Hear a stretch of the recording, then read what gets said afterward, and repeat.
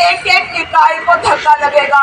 पूरी यूनिवर्सिटी जानती थी कि रामदास कॉलेज एसोसिएशन का जो रुतबा है, जो वो पकड़ है, अगर वही बैठ जाएगी तो मैं पूछना चाहती हूँ उन कॉलेजेस का क्या होगा जहाँ कोई एसोसिएशन नहीं, क्या पॉकेट प्रिंसिपल की एसोसिएशन है?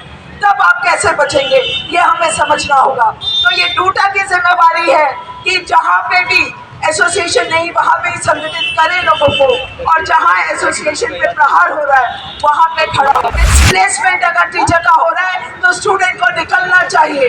14 साल टेम्परेरी पढ़ा के कोई बाहर हो जाए और स्टूडेंट खड़ा ना हो उस टीचर के लिए, ये हम कैसी सोसाइटी में रह रहे हैं? तो इसमें डूटा पे एक्शन प्रोग्राम ऐसे हो कि स्टूडेंट्स को इंक्लूड करके रैली निकाल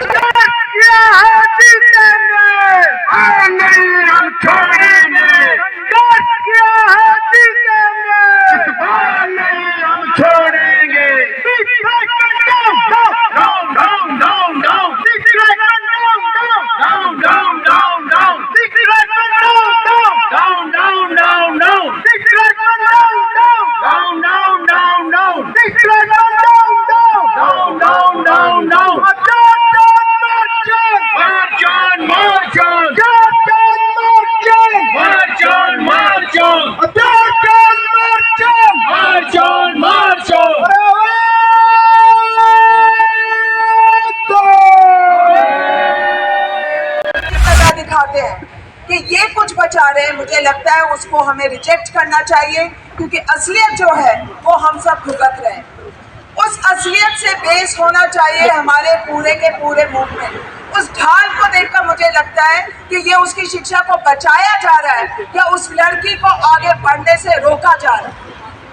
आप ये देखें कि इस मूवमेंट जो शिक्षक की और एम्प्लॉयज़ की, जो नॉन टीचिंग स्टाफ है, उसकी सैलरी से जुड़ा हुआ ये जो मूवमेंट है, इसमें हमारे टीचर्स की शहादत हुई। हमारा जो सेकेंड वेव हुआ उसके अंदर टीचर्स ने अपनी जान दी इस सैलरी के लिए। और अगर आप पूरी चीज़ों को मिलाकर देखें तो चाहे वो केजरीवाल हो, चाहे वो सेंट्रल गवर्नमेंट हो, ये जो NEP के यार हैं, हमें इनको पहचानना होगा। ऑटोनॉमस कॉलेज का यूजीसी ड्राफ्ट रेगुलेशन आ चुका है, उसके चलते इन 12 कॉलेजेस का क्या होगा मुझे लगता है कहने की ज़रूरत नहीं कि वो क्या क्लस्टर ऑफ कॉलेज बनेंगे, क्या वो DU का पार्ट रहेंगे।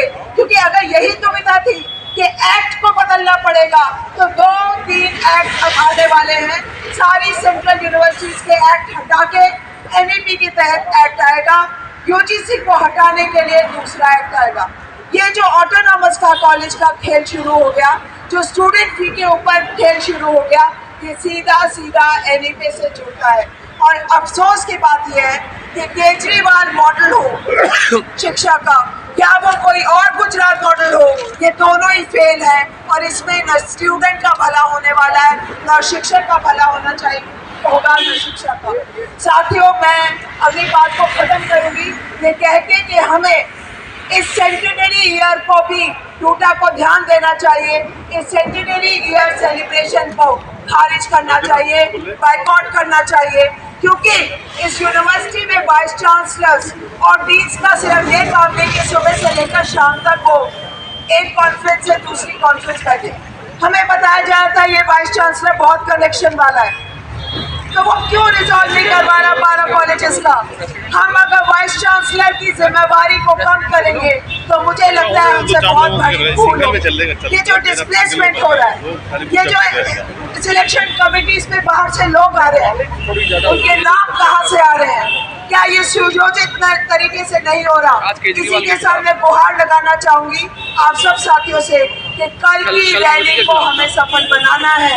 अगर हमें डिस्प्लेसमेंट के खिलाफ बैरिकेड को खड़ा करना है, आज ये बहुत ज़रूरी है कि सारी सरकारों में जब भी ये, चाहे हमने कल का प्रदर्शन किया, चाहे वो आज का प्रदर्शन है, इसमें हजारों की संख्या में टीचर्स को निकलना है। तब किसी के पास कोई स्पेस नहीं करने का, तब किसी के पास कोई स्पेस नहीं पतली गली लेने का, तब किसी के पास स्पेस नहीं, सरकारों के पास कोई स्पेस नहीं।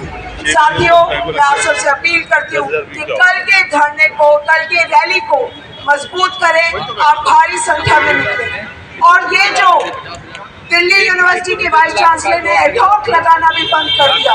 तो एक नई मुकाम पे हम खड़े हैं। एडहॉकिज्म 2010 से शुरू हुआ और आज वो घुल की तरह दिखा गया और एडहॉकिज्म को खत्म करने के लिए वो एडहॉक को ही खत्म कर दिया। और आज हम गेस्टिज्म के सामने खड़े हैं। ये बात भी कहनी चाहिए, हमें से बहुत सारे साथी जब परमानेंट हुए तो हमारी एक्टिंग प्रिंसिपल्स थी। ये जो एक्टिंग प्रिंसिपल है जहाँ जहाँ वहाँ इंटरव्यू नहीं होगा, ऐसा कॉल यूनिवर्सिटी को अलाउड नहीं होना चाहिए। जो वाइस चांसलर लिखकर नोटिफिकेशन ना दे पाए ये डॉग टीचर नहीं लगेगा। वर्बल इंस्ट्रक्शन के ऊपर कैसे यूनिवर्सिटी चल रही है, हमारा जो गुस्सा होना चाहिए कई गुना होना चाहिए।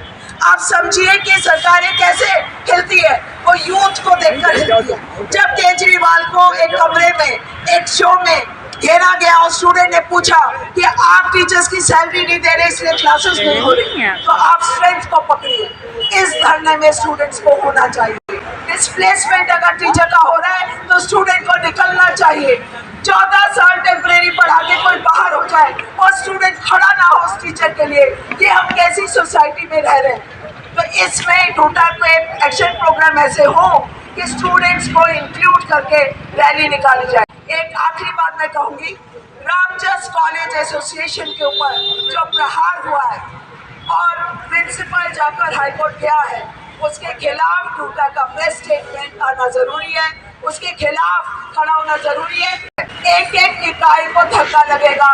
पूरी यूनिवर्सिटी जानती थी कि रामजस कॉलेज एसोसिएशन का जो रुतबा है, जो वो पकड़ है, अगर वही बैठ जाएगी तो मैं पूछना चाहती हूँ उन कॉलेजेस का क्या होगा जहाँ कोई एसोसिएशन नहीं, क्या पॉकेट प्रिंसिपल की एसोसिएशन है, तब आप कैसे बचेंगे, ये हमें समझना होगा। तो ये टूटा की जिम्मेवारी है कि जहाँ पे भी एसोसिएशन नहीं वहाँ पे ही संगठित करें लोगों को, और जहाँ एसोसिएशन पे प्रहार हो रहा है मैं आपसे अपील करती हूँ कि इन सरकारों के खिलाफ और बैरिकेड खड़ा कीजिए और उसमें स्टूडेंट को भी शामिल कीजिए, क्योंकि फाइनली अगर फीस स्टूडेंट की आपकी सैलरी बनने वाली है तो आपको सैलरी मिलने नहीं वाली, आपके प्रमोशन होने नहीं वाले और स्टूडेंट को देना पड़ेगा 10 लाख जो उसके पास नहीं है। तो कौन बाहर हो जाएगा ये हम सबको समझ है। तो ये साझी लड़ाई लड़कर ही हम इन चीज़ों को जीत सकते हैं। स्टूडेंट के पास ये ऑनेस्टी है कि वो खड़े होकर केजरीवाल को गाली दे रहे, स्टूडेंट को आप साथ लेकर रहेंगे। इनकलाब जिंदाबाद साथियों, लड़ेंगे जीतेंगे।